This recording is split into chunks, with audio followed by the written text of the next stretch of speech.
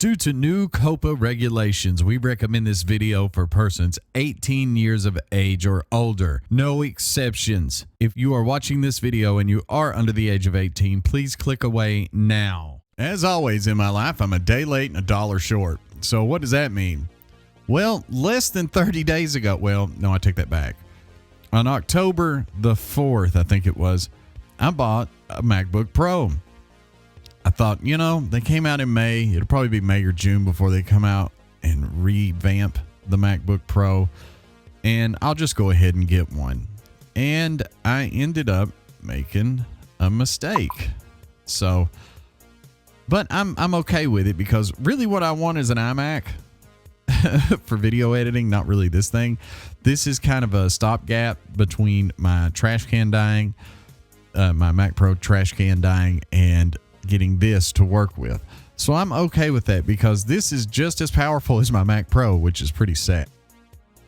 By the way, this is just the base model. I grabbed a base model i7 9750H 6-core 12-thread with a 555X graphics, 16 gigs of RAM, your basic 256 gig internal SSD. It works great. It does the job. And I got it now because the one thing I was afraid of was moving to Catalina and being stuck on Catalina with a new machine. If I was just using, say, like Logic stock plugins and you know, basic things like Final Cut Pro or iMovie or something, it wouldn't be that big an issue. But I use quite a bit more software than that. But today I want to talk to you about some really cool things on Mac OS that you may not know about that involve checking the activities going on with your machine to make sure you know what is actually going on with your machine. And I'm going to show you some pretty cool free open source and some closed source software, but it's all completely free. Okay. As you can see on the screen, I've opened the terminal. I'm going to show you some tricks in the terminal. Don't be afraid of the terminal. You're not going to break your machine by doing any of this. Basically, the terminal is just an app that you can open more apps in or get information in, okay? Like EyeStats. EyeStats is an app that lets you look at all of the available sensors on your machine and see what they're up to. So right now my CPU temperature is 45 degrees Celsius, which is about 113 Fahrenheit. Not bad for screen recording. Okay. Now, in the beginning, you saw me type in the word NeoFetch. NeoFetch gives you this. That's an app itself. Okay. There's other versions of this app, one called Screen Fetch, which gives you the same basic information, and another one called Archie. Archie gives you the same information again. I mean, they're multiples of themselves. But today I want to talk about apps like HTOP. HTOP is a free and open source application that's available on Mac and Linux that allows you to look and see what CPU usage and memory usage that lets you see these things inside your machine to see what's actually going on. So you can see all 12 threads here of this 6-core i7 at the top. The little markers show how much of each CPU core or thread is being used. Under that, you can see the memory usage. I'm using 7.5 gigs out of 16 gigs. And under that, you see all of the processes going on your machine. I'll have links in the description below so you can go ahead and find out how to install these. They're all real simple. It's pretty much copy and paste. You just need to install HomeBrew. HomeBrew will be the first link in the description to show you how to basically go in and set all of this up. It's super simple. It's literally copy and paste, but this uses far less hard drive storage space than, say, something along the lines of Clean My Mac, which gives you a great little drop down and information about your machine, but takes up a couple hundred megabytes of space, whereas HTOP takes up kilobytes of space. All right, let's move on to our next app inside the terminal. This one is called GOTOP. GOTOP is also available on Linux and Macintosh, and it basically gives you a little more graphical interface to see what's going on. Here in the top box, you see the average CPU usage, using around 3 to 6% of the CPU. Below it, you see memory usage, which is here, the memory usage, and it tells you how much of your memory you're using, 7.6 gigs out of 16. You also have disk usage over here to the left of memory usage, the temperature of different things such as the CPU and the GPU and the wireless module. You also have your network in and out, and over here on the right, you can use your up and down arrows to see how much CPU and memory is being used by any app on the machine. All right, now let's move on to our next app, which is pretty similar to GOTOP. It's called VTOP. VTOP is a little more constrained, but it gives you the same information: CPU usage, memory usage, and the processes going on inside your machine. Now, I like VTOP if I'm using, say, Logic or Final Cut, and I want to see how much CPU usage is being hit during an export, and I don't want to open Activity Monitor. This uses far less CPU usage than something like Activity Monitor does, and it reports a little more correctly. Okay.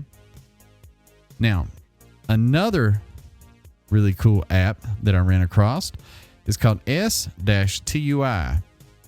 This app is for CPU cores and frequencies and threads. So as you can see here, you got the average CPU usage and the 0 core. But down here at the bottom, you have each one of your threads, and it's showing how much is being used. So basically, ScreenFlow, which I'm using right now, is showing the majority of CPU usage on the first core, core 0. You can also look over here to the left, and it gives you the average summary of how fast your CPU is running. This one's running at 2.6 gigahertz or 2600 megahertz. It also shows utilization by percentage of each core. That's pretty cool, and that's pretty handy. Okay. Now let me look in my links and double check and see if there's any others I need to cover here. Okay. I went over HTOP, GOTOP. Glances was the other one. Now Glances is kind of like HTOP, except it's a little more Python based and is just a little different looking, but gives you basically the same information. It gives you a little bit more in certain areas and a little bit less in others. So you have CPU and memory usage, as well as your how much is idle and how much is being used by the system, and you by processes you need, and by the operating system of things you're not actually doing, but the OS is doing. You also have all of the processes running on your machine in the middle here, as well as the load and how long the core has been used at its maximum or at its average. You also have your disk I/O and your file system and the battery sensor, which may come in handy if you notice some weird battery problems. Okay. Now, let's see. We also have, we also have a little app that is free that you can download. Just search for, if you're uncomfortable with the terminal, okay, and you don't want to deal with the terminal, there's a little app called XRG. It's free. It's easy to set up.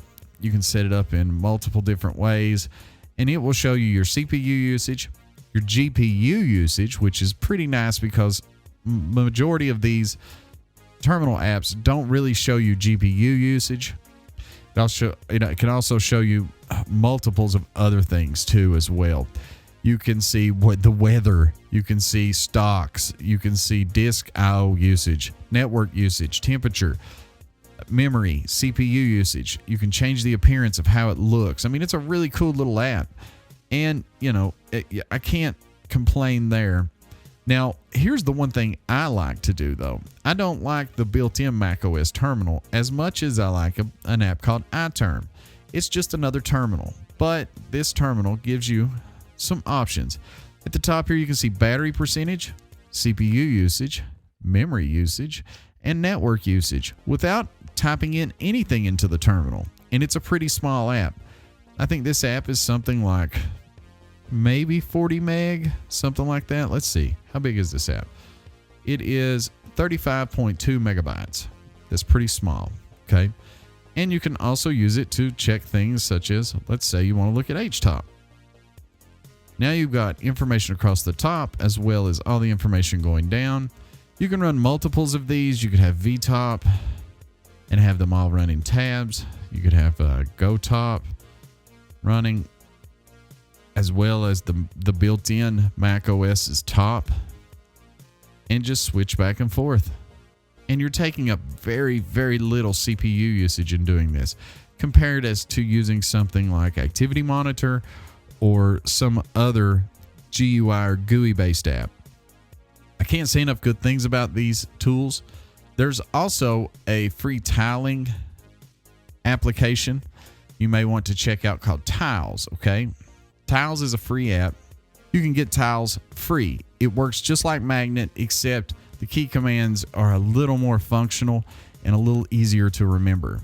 As you can see, here they are. If I wanted to move this, I can use the GUI-based taskbar button to half left it, or I can use a key command. Say I want to put it full screen. Option Command F for full screen. Okay. So I just Option Command F full screen, Option Command left, right, down, up. C is center, F is full screen. You can, U is for the top left, I is for the top right, a quarter. I think J is the left and K is the bottom right. Killer little app, and it's free. You can get it at freemacsoft.net. And they also have a really nice app called App Cleaner, which I've used for years, and I didn't even know they made Tiles. I always keep App Cleaner on my machine because if I delete an application, it lets me see all the dependencies. It has all the other apps on the machine and deletes them as well. And it's really, really handy. Now, on to my last app. It's called Moss. Moss is a free and open source application. As far as I understand, it's free. I'm not sure if it's open source, so don't take my word on that, okay? Moss has the ability to give you something really nice. Smooth scrolling with the mouse. Everyone loves how the trackpad scrolls, okay?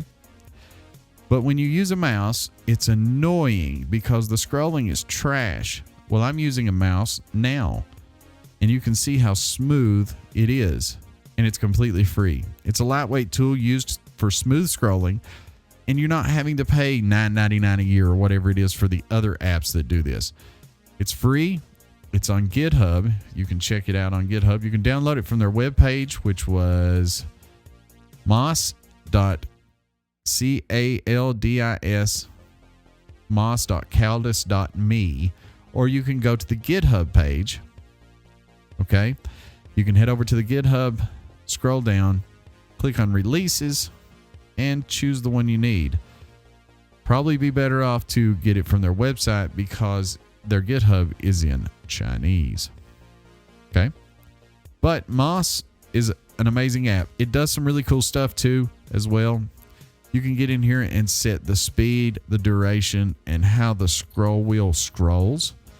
You can reverse scrolling for, say, let's say you have a mouse that scrolls in that weird down is down and up is up way. You can reverse that if you want to. You can have it launch it, log in. And, you know, it does some really cool things. You can look at the scroll monitor, and I set the scroll monitor by scrolling. Let me pull this over here. By scrolling through an app and looking at how the trackpad scrolled, okay, as I'm scrolling with the trackpad. And I tried to match that scroll action with my mouse wheel, and I came up pretty close as far as I could tell. And by using this graph, it really helped me to be able to tell how I was scrolling. Now, the trackpad has a sharper curve to it than my Logitech Quiet Mouse does, but it feels pretty much the same, and that's what you want. Okay. And I can't say enough good things. You can also have it not work in certain apps. Let's say Avid's Pro Tools or Logic or Final Cut. You want to have more precise control. You can whitelist that. That way this app isn't running when that app's open. And it's great. Now, let's talk about CAKEBREW.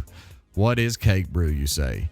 CAKEBREW is an app for HomeBrew. It's a GUI front end for HomeBrew. HomeBrew is the package manager which lets you install apps such as HTOP, GOTOP, VTOP, new versions of FFmpeg, things of that nature. And this GUI front end makes it easy for you to install these things. CAKEBREW is free. All you have to do is go to the CAKEBREW website and check out how it works. They explain it in easy detail, and it tells you to update HomeBrew daily. You just literally click HomeBrew instead of having to open terminal and type brew cask install updates. You can just go in here, push a button, and you're done. And it makes it so much easier. See, I've got 2 updates, and it works simply. I mean, you can't ask for a better front end for HomeBrew. Okay. Now, all of these apps that I've shown you today are free. And if you want to learn more about these apps, check the links below. They're all free. Pretty simple to install. You basically open terminal, copy, paste, you're done. And it just works, okay? So I hope you had an interesting time watching this video, and I hope you learned something. This has been Joe Salyers for the Music Factory Studios. Subscribe below, hit the little bell for notifications, and give it a thumbs up if you like the video. All right, we'll see you next time. Have a great day, y'all.